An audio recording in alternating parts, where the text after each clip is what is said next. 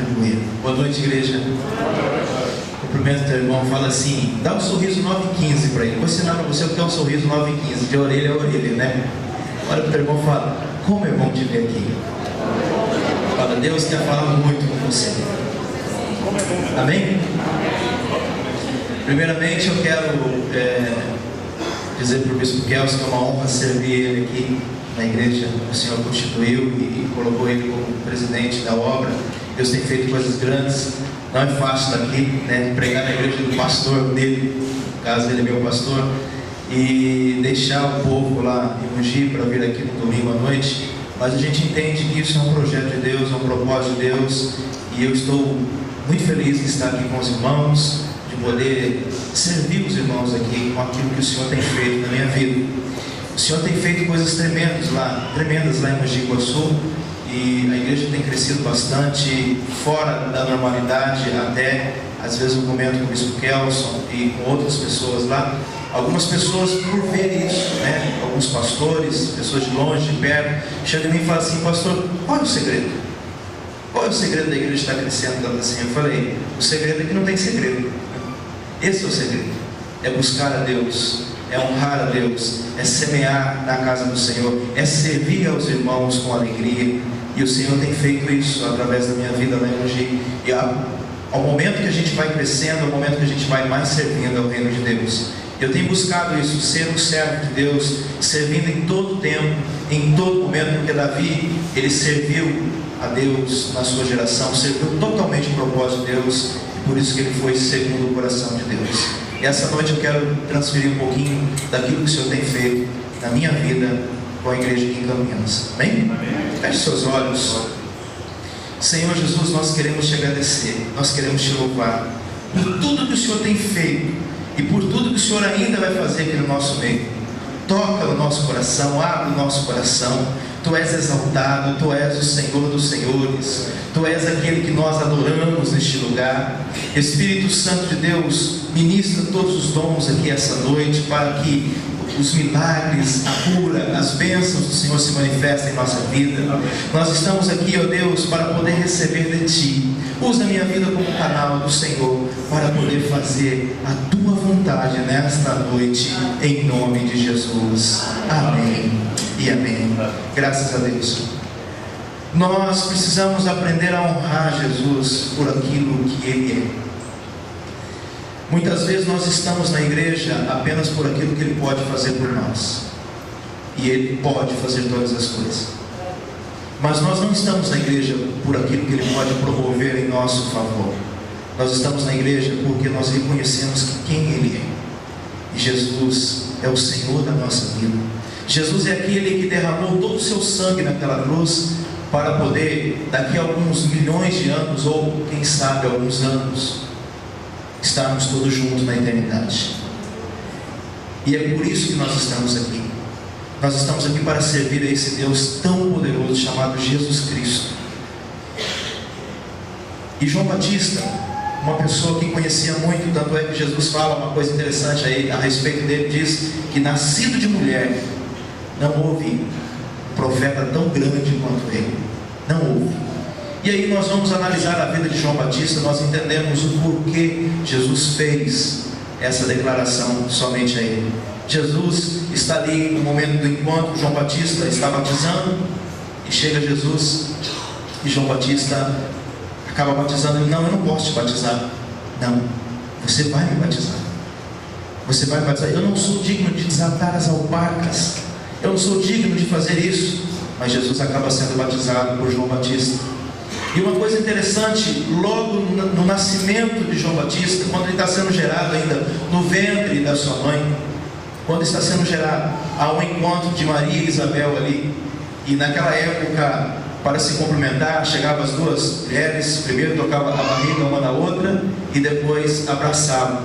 Quando João Batista tocou na barriga de Maria, que acabara de receber a semente de Jesus, João Batista deu um salto na barriga da mãe, porque reconhecia que quem estava sendo gerado ali era precioso, era grandioso, reverenciando o Rei dos Reis. Eu me lembro em 2003, quando eu estive em Brasília, junto num congresso de pastores, e ali na ocasião fomos fazer uma semente para o projeto Fome Zero. Quem lembra desse projeto? Lembra desse projeto? 2002, 2003 mais ou menos. E nós estávamos sentados no saguão do hotel e de repente, no auditório, quando entram as autoridades para receber a doação que nós fizemos em valores, pediram para que a gente se levantasse e aplaudisse para receber as autoridades. João Batista, antes mesmo de ter a consciência, ele saltou no ventre da sua mãe para receber Jesus como autoridade naquele lugar. Eu tenho certeza, meu irmão, minha irmã, que quando nós reconhecemos que quem é Jesus na nossa vida e o que Ele pode fazer em nosso favor, a nossa vida nunca mais vai ser a mesma. E eu estou aqui para servir Ele e você, amém? Amém. Eu estou aqui para servir a sua vida. Eu estou aqui para ser um servo seu essa noite e falar que Jesus pode mudar a tua história hoje. Tanto você que já está na igreja há algum tempo, como você que acabou de chegar na igreja hoje como visitante. Jesus pode mudar a tua história. E eu quero falar sobre um tema muito importante, sobre a questão do servir. Amém? Abra comigo em Filipenses capítulo 2. Filipenses capítulo 2.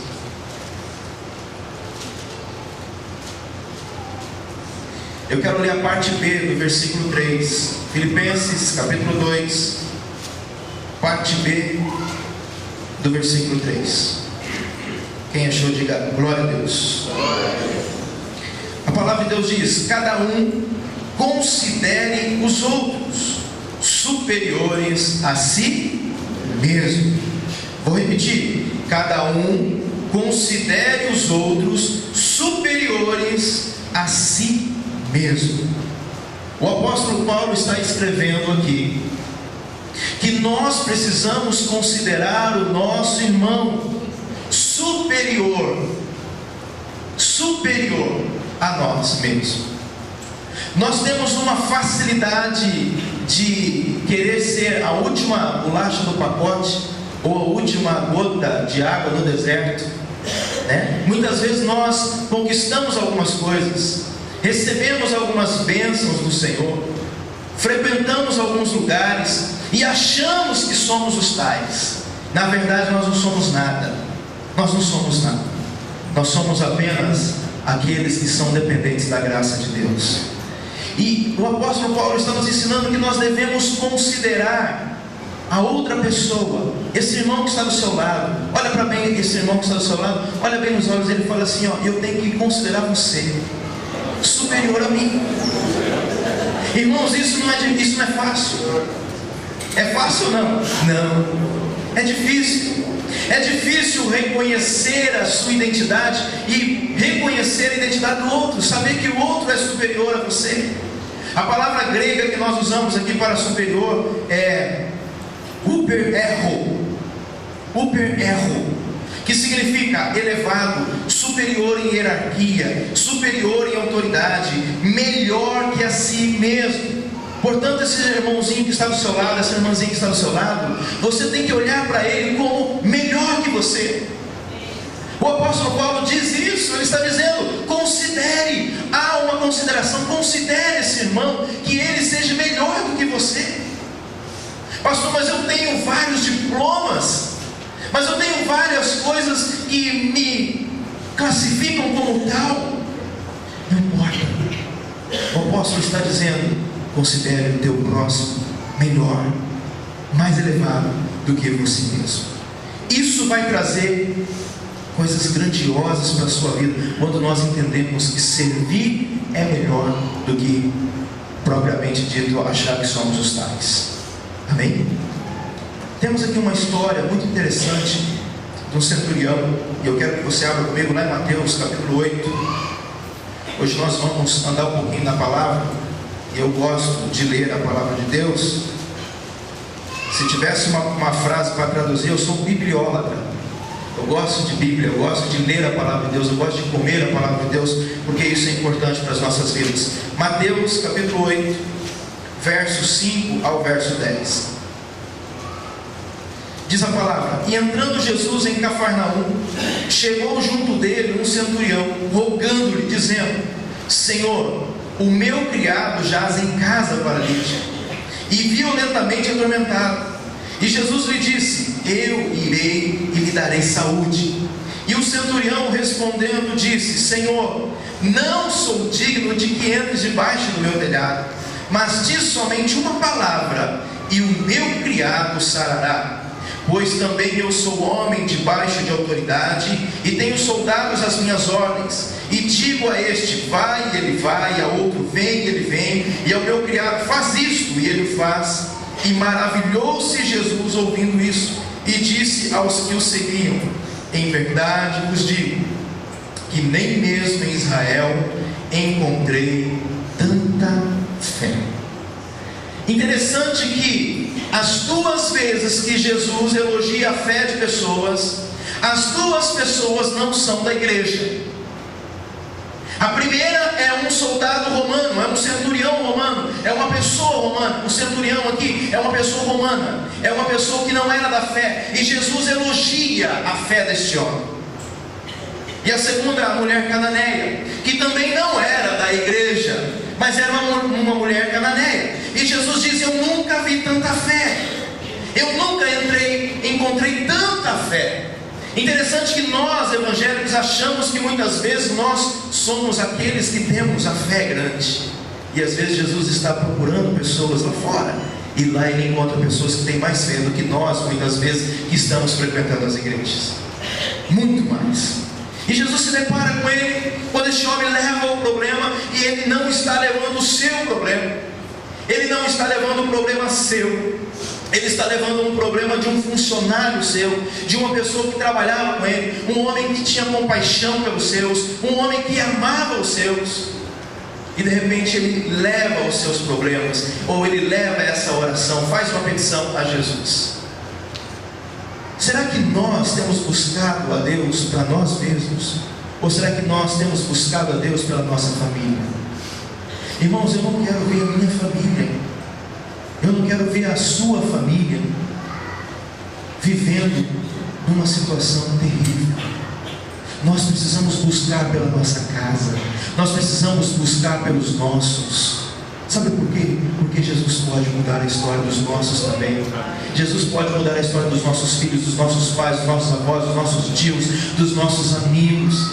E este homem, esse centurião, um homem bem renomado, um homem cheio de honras ao mérito, um homem que tinha títulos, ele não foi buscar algo para si mesmo, ele foi buscar algo para o seu servo, para o seu funcionário. E poucas vezes você vê Jesus se autoconvidando a frequentar a casa de alguém, porque Jesus tinha uma vida muito corrida.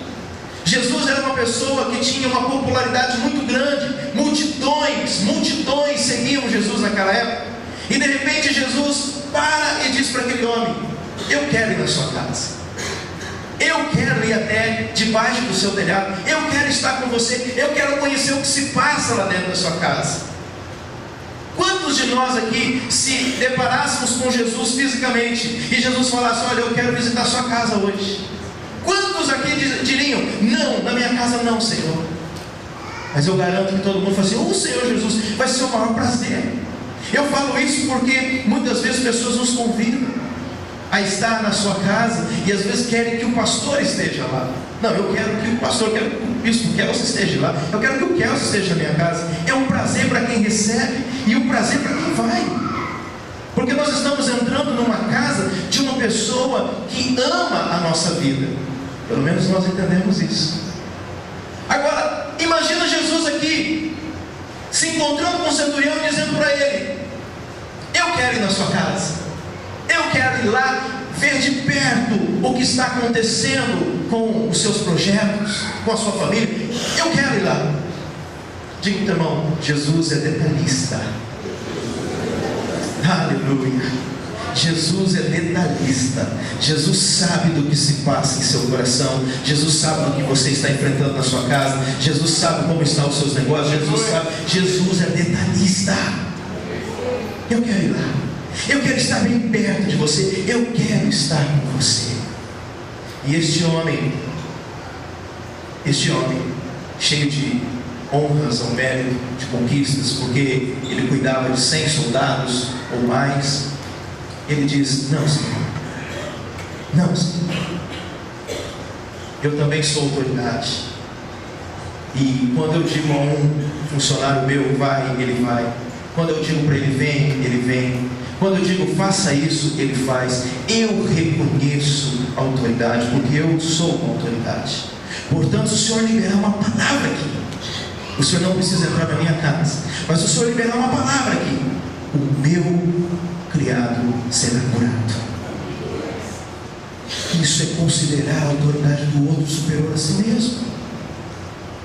Este homem considerou Jesus como a maior autoridade aqui, e a cura alcançou os seus negócios.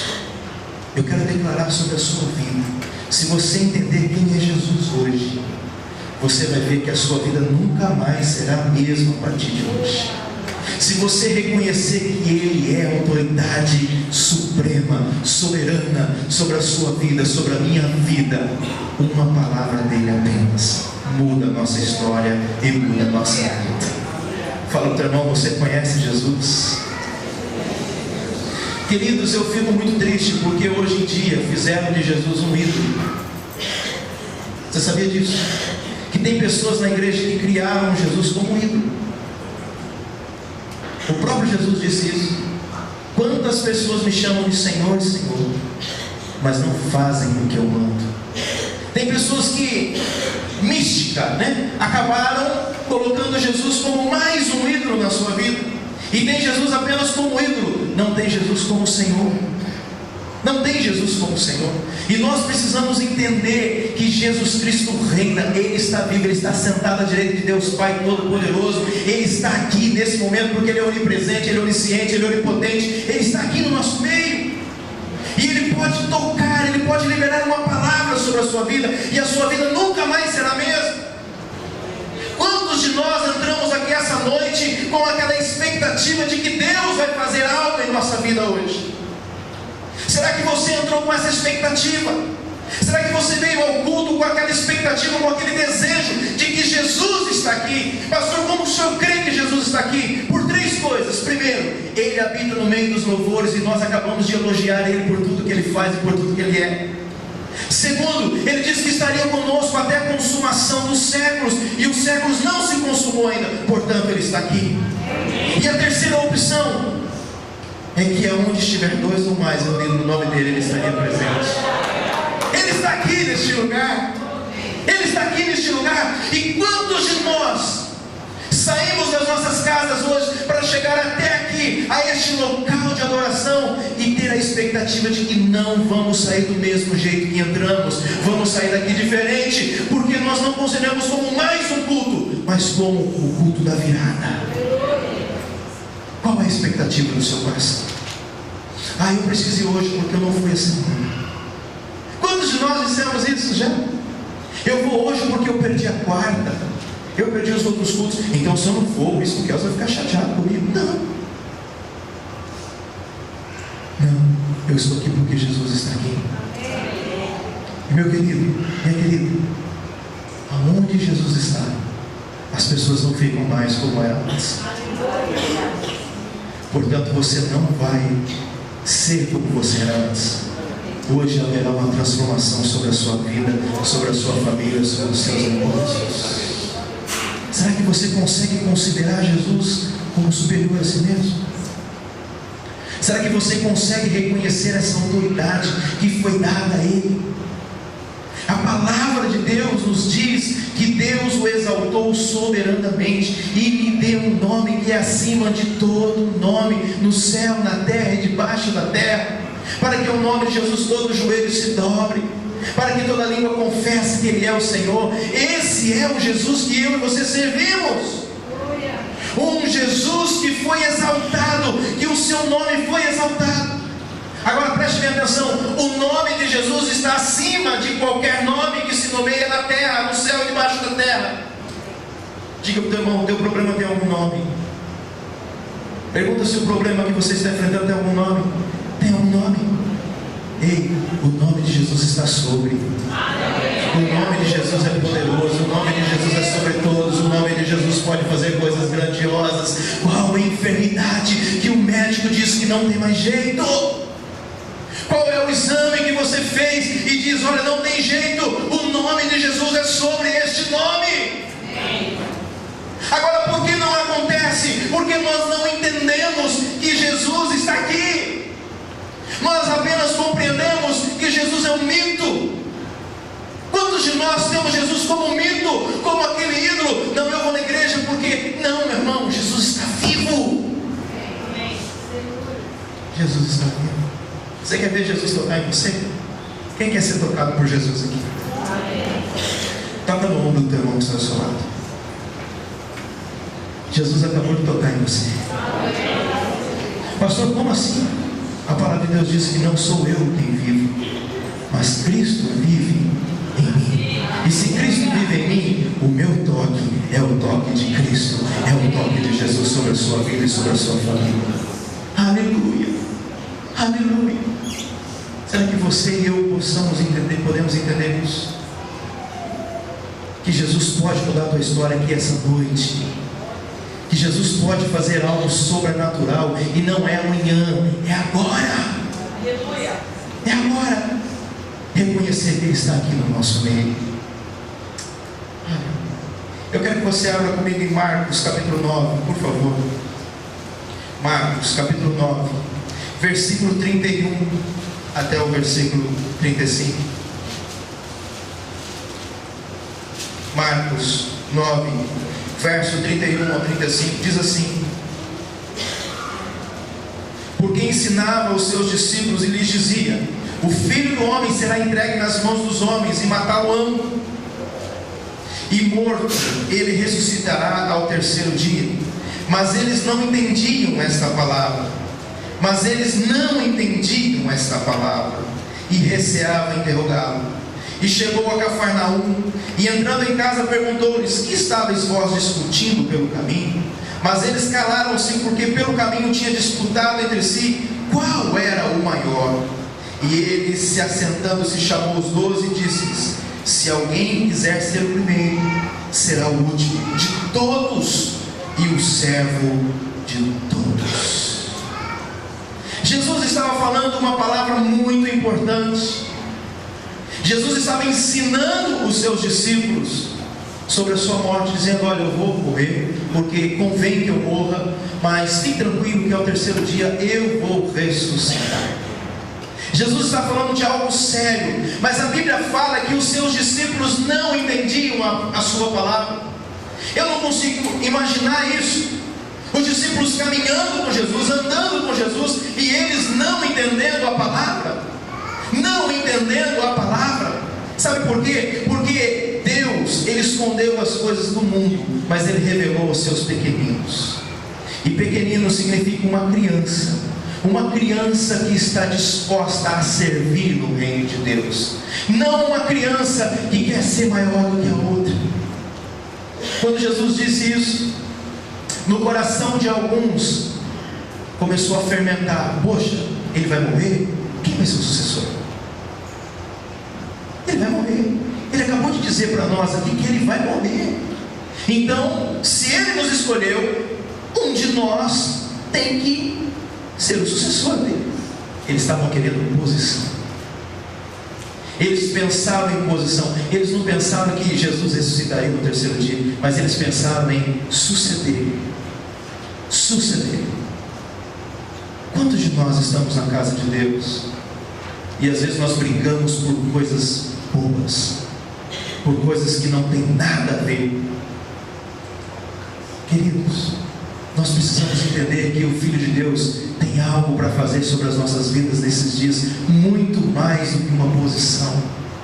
Eu não sei porque eu estou dizendo isso aqui, mas tenha certeza, não queira a posição, queira ser o servo de todos. Não queira ser o maior, não queira ser o primeiro, queira ser o servo de todos. Diga para o teu irmão: eu quero te servir. Lembra quando Jesus lava os pés dos seus discípulos? Já leram sobre isso? Jesus está lavando, e Pedro está dizendo: não, mestre, não faça isso. Mas Pedro não estava fazendo aquilo porque ele estava com dó de Jesus, ou reconheceu a autoridade de Jesus. Não. É porque no mundo antigo, o servo ficava na porta da casa esperando o seu senhor chegar. Escute essa.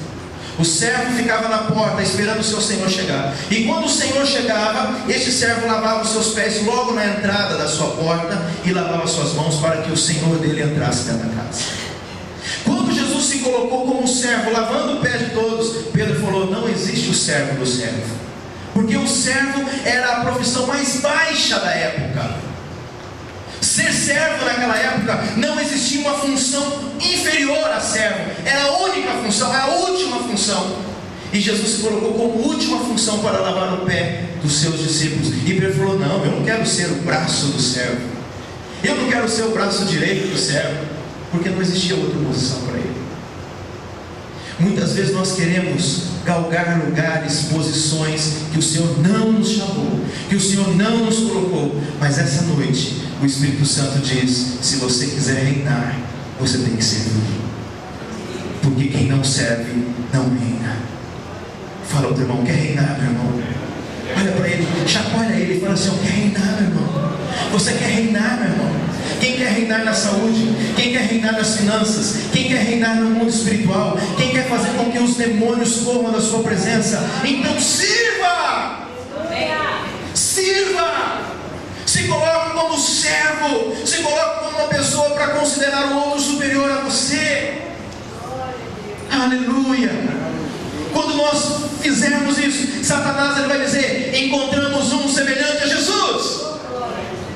Quando você começar a entender o princípio de servir o próximo, você vai dizer, o diabo vai falar: encontramos um semelhante a Jesus, porque é isso que nós somos semelhantes a Jesus.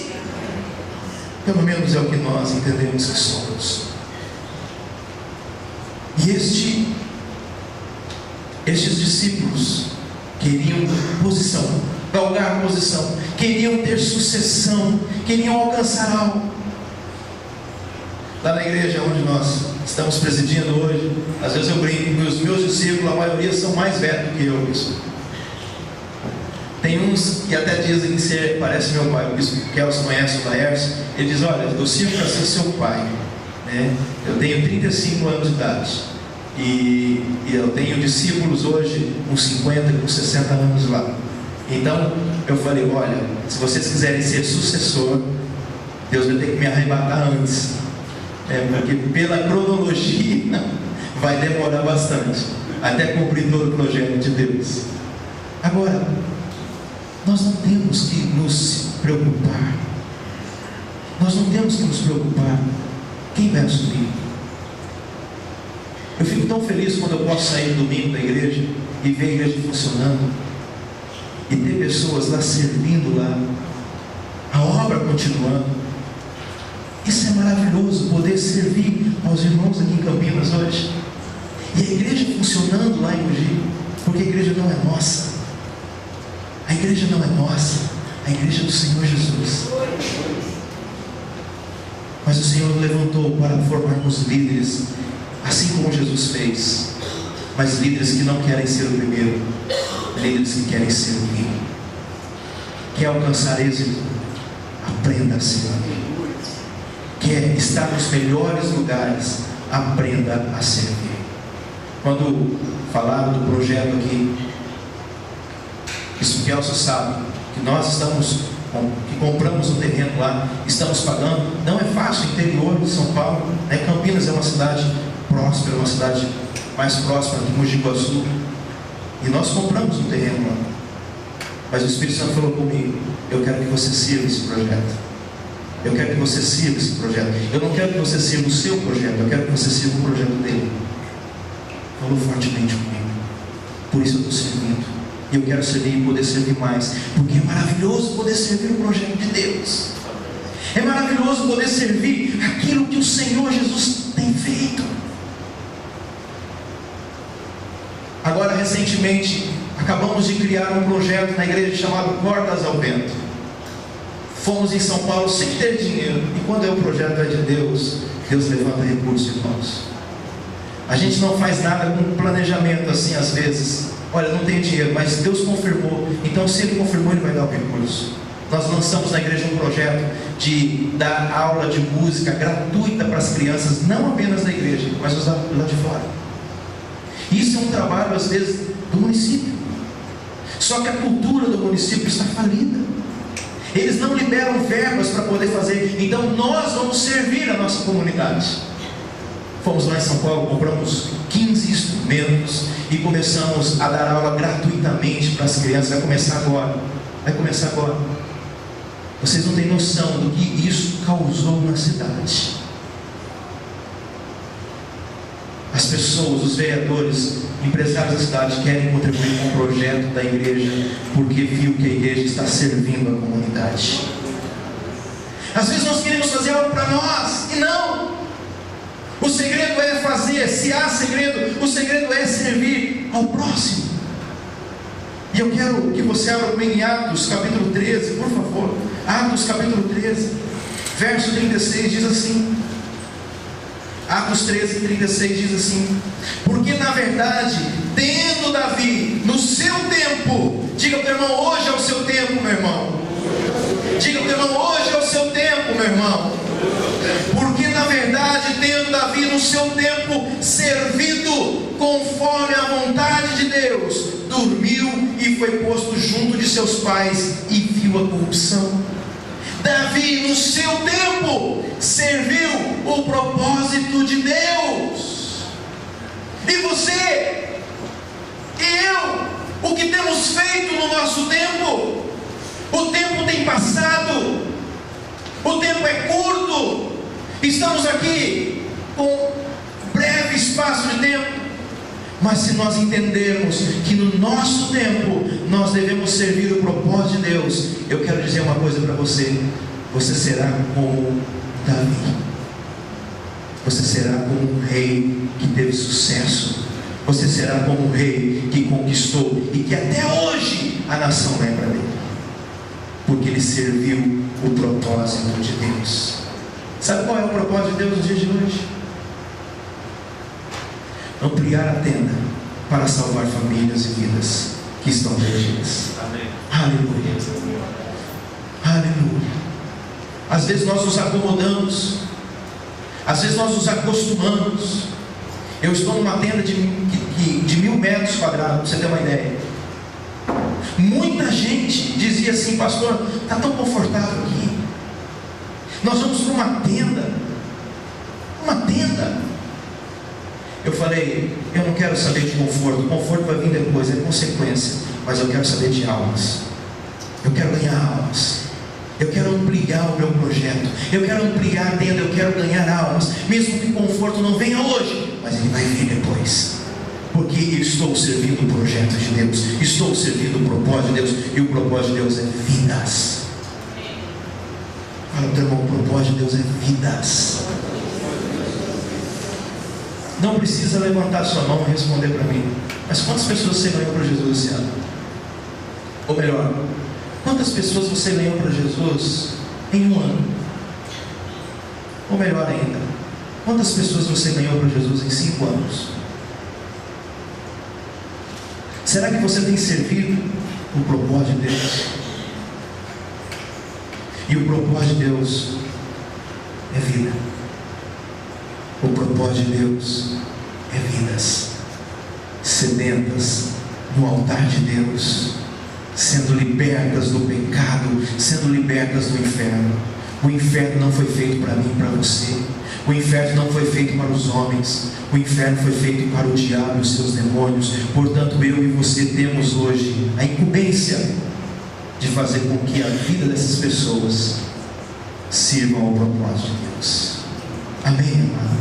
A sua família estará aqui esse ano, até o final desse ano, glorificando, exaltando o seu amigo, o seu vizinho, os seus irmãos, o seu filho, que muitas vezes: pastor, meu filho está nas drogas, pastor, a minha família está totalmente destruída. Eles virão, mas não virão apenas, eles adorarão, eles servirão ao propósito de Deus juntamente com você. Lá em Mogi Guaçu, um tempo atrás, eu falei: eu quero batizar todo mês, mesmo que seja uma pessoa. E todo primeiro domingo do mês nós batizamos pessoas na igreja. Faz 2 anos e meio que todo mês pessoas se convertem ao Senhor. Todo mês. Antigamente eu esperava, não, vamos esperar de 6 em 6 meses, pelo menos forma um volume grande de pessoas e a gente faz. O Espírito Santo falou, você está muito sem fé. Todo dia eu tenho alguém para salvar, todo dia eu posso fazer isso. Não limite o meu poder. Eu falei, Espírito Santo, agora vai ser uma vez por mês. E depois, se Deus permitir, será todos os dias. Isso é possível, meu. Isso é possível. As pessoas estão sedentas da palavra.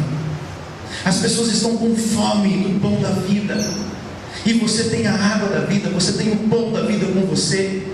E você pode saciar a vida dessas pessoas, a fome dessas pessoas. Para vocês terem uma noção, há um tempo atrás, quando uma pessoa aceitava Jesus na igreja, ninguém festejava mais, ninguém se alegrava, as pessoas não queriam saber, não, ficavam lá paradas. E um dia eu disse para a igreja, peraí, quem é família de Deus aqui? Todo mundo levantou a mão, nós somos a família de Deus. A Bíblia diz que quando uma alma se converte, há festa no céu. E eu não vi festa nessa igreja. Quando uma pessoa se levantou e dizendo, eu quero Jesus. Eu não vi festa na igreja. Eu não vi pessoas celebrando a salvação daquela pessoa. Eu não vi. E hoje, quando uma pessoa levanta a mão querendo Jesus, a igreja inteira celebra, assobia, pula de alegria de ver uma salvação naquele lugar. Aí você diz, pastor, qual foi a última vez que houve salvação na igreja? Agora, sexta-feira passada. 2 pessoas aceitavam a Cristo como o único suficiente Salvador. E quarta-feira, 2 pessoas aceitavam Jesus.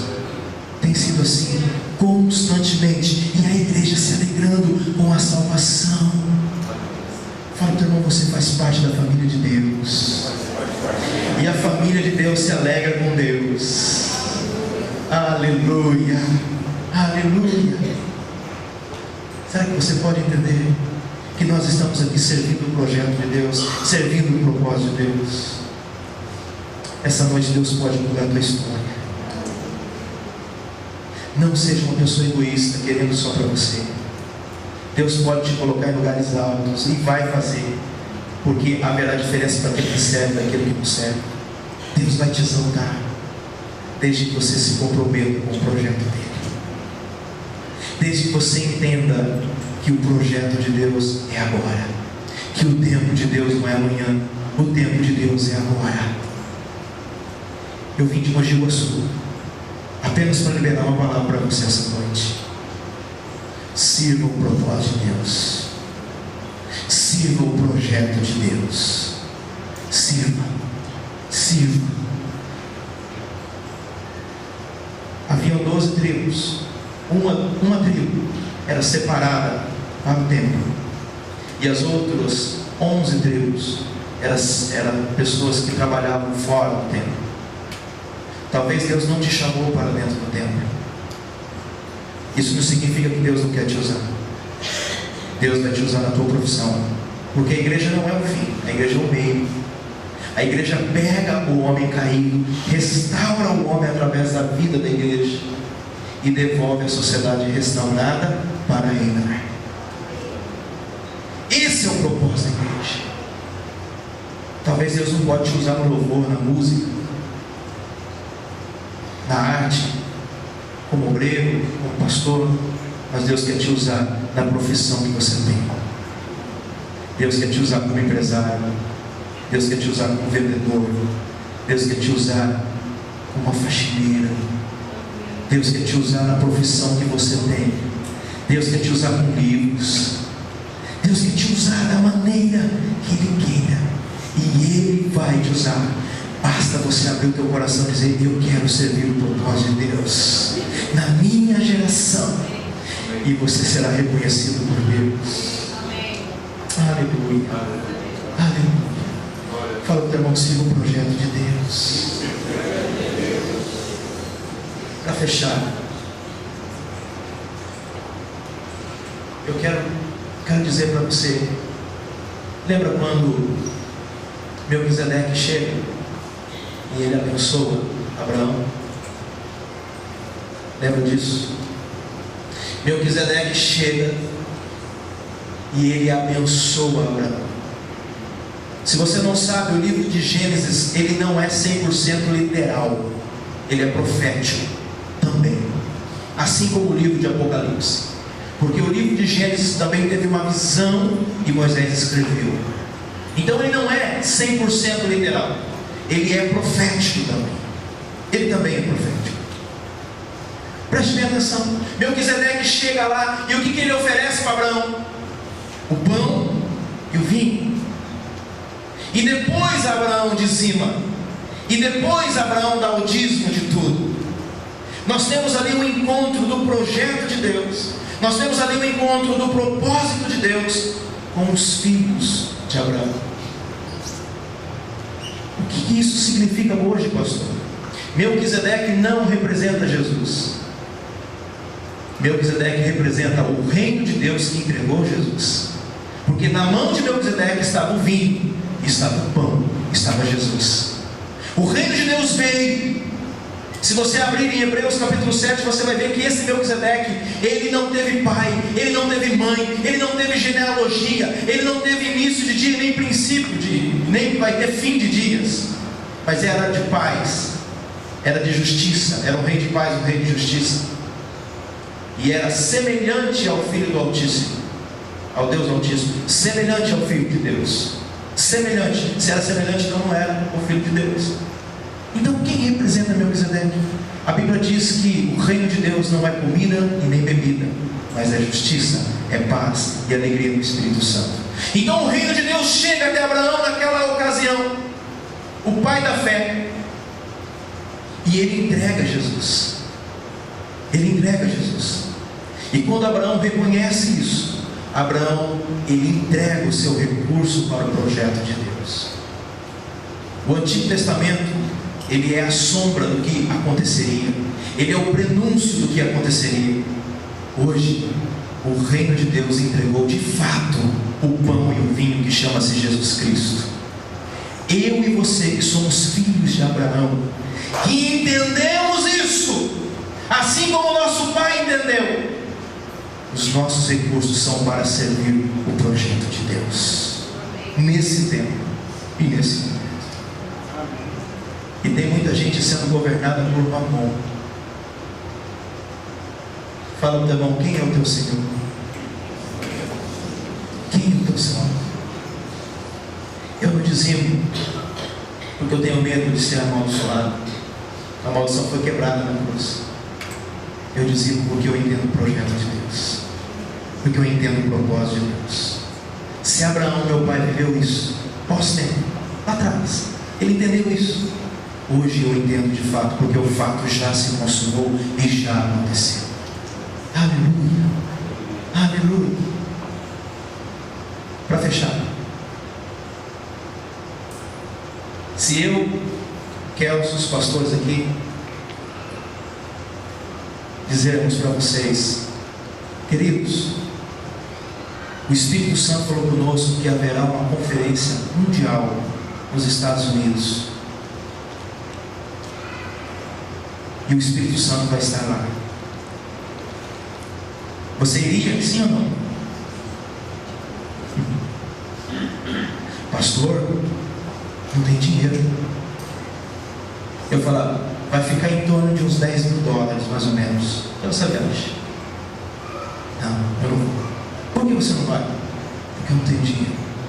Ou talvez uma outra situação, uma pessoa fala, eu vou, pastor. Por quê? Porque eu tenho dinheiro. Quem decidiu? Os dois, Mamon decidiu. Tanto quem tinha dinheiro e aquele que não tinha dinheiro. Aquele que foi porque tinha dinheiro, ele não pediu a Deus a direção, se era para ele estar. E aquele que não tinha dinheiro, o dinheiro decidiu por ele. Eu não vou por causa de recurso. Nós precisamos entender que o projeto de Deus é maior do que qualquer coisa. Do que qualquer coisa. Desde que eu entenda que é projeto de Deus na minha vida. Amém? Ah, pastor, eu estou trabalhando em tal lugar porque eu preciso de dinheiro. Não. Você tem que trabalhar para você cumprir o projeto de Deus lá naquele trabalho, lá naquele lugar. Deus te plantou lá. para fazer a diferença. Você não tem que servir o seu trabalho por causa de dinheiro. Mas eu preciso. Não, as pessoas precisam de você. É muito mais forte. Se Deus te colocou onde você está, é porque aquele lugar precisa ser tocado por você. Você é um diferencial por onde passar. Você não é um crente apenas na igreja, você é um crente lá fora, você é o sal lá fora, você é a luz lá fora. Nós somos o sal da terra, a luz deste mundo hoje. Sirva o projeto. Sirva o projeto. Não queira ser o primeiro, seja o último, mas sirva o propósito. Eu deixo aqui a minha mensagem para você. Eu não sei como você entrou aqui. Eu não sei de que forma você entrou aqui. Mas uma coisa eu tenho certeza. Se você entender que servir o projeto de Deus nesse tempo é a coisa mais especial do mundo, a sua vida nunca mais vai ser a mesma. Por favor, se coloque em pé.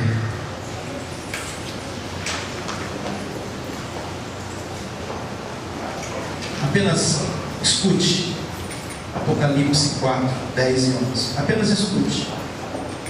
E os 24 anciãos prostravam-se diante do que estava sentado sobre o trono, adoravam o que vive para todo sempre, e lançavam as suas coroas diante do trono, dizendo: digno és, Senhor, de receber glória, honra, poder, porque tu criastes todas as coisas, e por tua vontade são e foram criadas. Os apóstolos do Cordeiro aqui e os patriarcas, mesmo na presença de Deus, na consumação dos séculos, eles entendem que servir a Deus é mais importante do que ter uma coroa na cabeça. Você foi chamado para colocar a sua coroa aos pés do Senhor. Essa noite eu quero que você se liberte de você mesmo. Jesus está aqui. Jesus está aqui. Jesus não é um ídolo. Jesus é o Senhor. É o teu irmão mais velho. E Ele está aqui. Considere Ele como superior a você hoje. E diga: Senhor Jesus, entra no meu coração. Entra na minha vida. Como eu disse aqui anteriormente, eu não conheço você. Eu não posso terminar de ministrar a palavra sem primeiro fazer esse convite. Porventura tem alguém aqui no nosso meio que ainda não convidou Jesus para fazer parte da tua vida e da tua história. Pastor, eu preciso levantar a minha mão aqui publicamente diante das pessoas, eu tenho vergonha. Sim, a palavra de Deus diz, Jesus disse: aquele que me confessar diante dos homens, eu confessarei diante do meu Pai. A palavra de Deus diz que os tímidos não entrarão no reino dos céus. Portanto, a palavra foi liberada para você. A palavra foi liberada sobre a sua vida e eu não te conheço. Talvez você não confessou publicamente Jesus ainda como seu suficiente Senhor e Salvador. Mas essa noite você tem a oportunidade de fazer e aceitar esse Jesus maravilhoso. Porque sem Ele nós não fazemos nada. Sem Ele nós não somos nada. Sem Ele nós não somos capazes de fazer nada. Eu quero que você junte ao time dos salmos, daqueles que viverão para sempre com o Senhor, reinando em vida e após a morte reinando para sempre. Tem alguém aqui no nosso meio? Tem uma pessoa ali que é Jesus ali. Aleluia. Mais uma pessoa lá atrás. Mais uma pessoa. Aleluia. Pode abaixar sua mão. Pode abaixar. Aleluia. Duas salvações. Temos duas salvações aqui.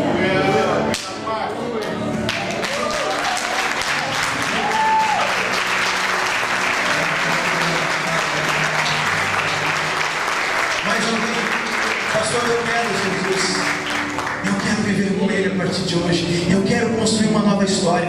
Até aqui eu fiz do meu jeito, da minha maneira, com a força do meu braço. Mas a partir de agora eu quero que Jesus entre na minha vida. Eu quero que Jesus faça parte da minha história, porque eu já sofri demais. Tem mais alguém além dessas duas pessoas que quer Jesus? Eu quero chamar esses irmãos a vir aqui à frente. Por favor, vem aqui, por favor. Não tenha vergonha, vem aqui à frente. Vem aqui à frente. Isso, acompanha ela, por favor. Traga ela aqui para mim. Eu vou descer aqui junto. Aleluia. Aleluia. Aleluia. Parabéns pela decisão. Eu fiz essa decisão quando eu tinha 12 anos de vida. E eu posso dizer, não me arrependi. Amém. Eu estou aqui com você, tá? Aleluia. Vamos esperar o outro irmão chegar. Glória a Deus. Aleluia. Fica aqui comigo. Tudo bem, querido? Glória a Deus. É uma decisão maravilhosa. E eu quero dizer para vocês aqui, vocês têm certeza do que estão fazendo? Querem Jesus mesmo? De todo o coração, com toda a alma, com todo o espírito. Ore comigo, repete essa oração comigo. Eu vou falar, vocês repetem comigo, amém? Diga assim comigo: Senhor Jesus, eu reconheço que sou falho e pecador, mas também reconheço o teu sacrifício na cruz do Calvário. Eu creio na salvação. Eu creio que o Senhor tirou o pecado do mundo. O Senhor apagou os meus pecados. O Senhor riscou as cédulas que eram contrárias a mim. E a partir de hoje eu abro meu coração para recebê-lo na minha vida como meu único e suficiente Senhor e Salvador da minha vida. Escreve o meu